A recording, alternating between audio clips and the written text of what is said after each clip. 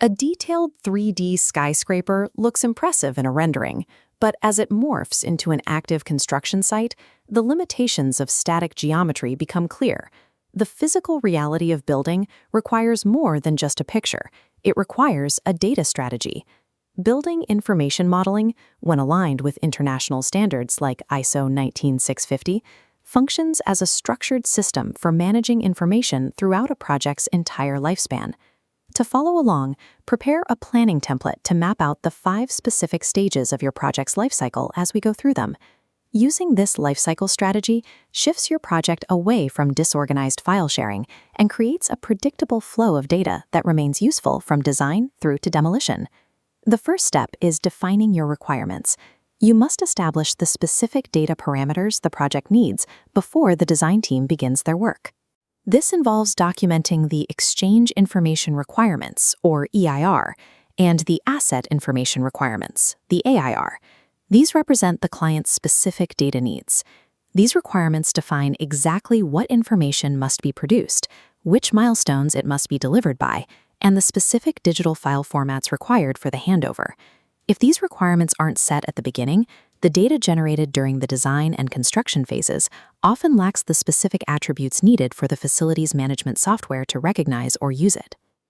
Step 2 is the establishment of the Common Data Environment, or CDE.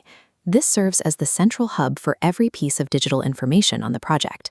A common cause of project errors is allowing different teams to exchange files through fragmented channels, like personal emails or unmanaged cloud folders. This diagram shows the CDE pulling data directly from architecture, engineering, and contracting into a single network. This ensures all models and specifications are synchronized and accessible to the right people at the right time. Managing information through a CDE reduces the risk of version control errors and prevents the data loss that typically occurs when project teams work in isolation. Step 3 is the development of the Project Information Model, known as the PIM. This model is built and used during the active design and construction phases. In the design phase, the PIM is used to run automated clash detection. This allows the team to find and resolve physical intersections in the geometry before the building reaches the site. During construction, the PIM becomes a logistical tool. By attaching schedule data to the components, the team can visualize the sequence of installation over time. This model can also integrate cost tracking, creating a 5D environment that links the physical components of the building directly to the project budget.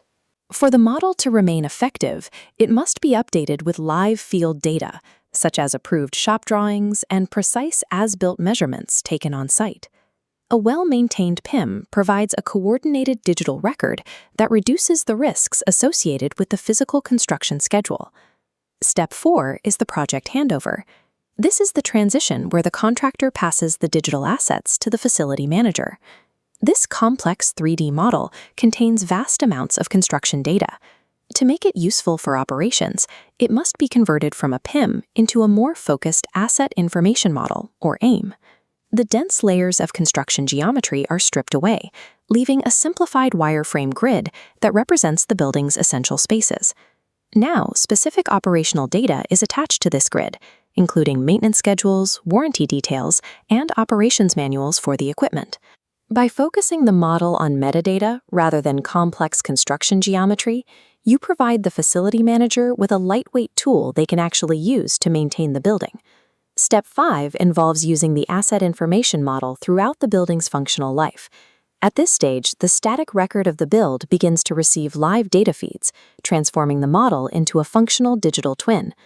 Real-world building sensors pipe live information back into the digital model, allowing the system to display heat signatures and energy consumption as they happen. This connection between the physical building and the digital model enables predictive maintenance and energy optimization, which provides the primary financial return on the BIM process over several decades. To finalize your strategy, you must align with your region's standards. The UK BIM Framework on the left emphasizes a specific sequence of process steps, while the US National BIM Standard on the right focuses more on the interoperability of open data formats. I challenge you to apply this structured framework to your next project, instead of falling back on isolated 3D modeling habits. Mastering this information flow is what distinguishes an information manager from a software operator. For more strategies on professional BIM implementation, Subscribe to the BIM Pro Move community.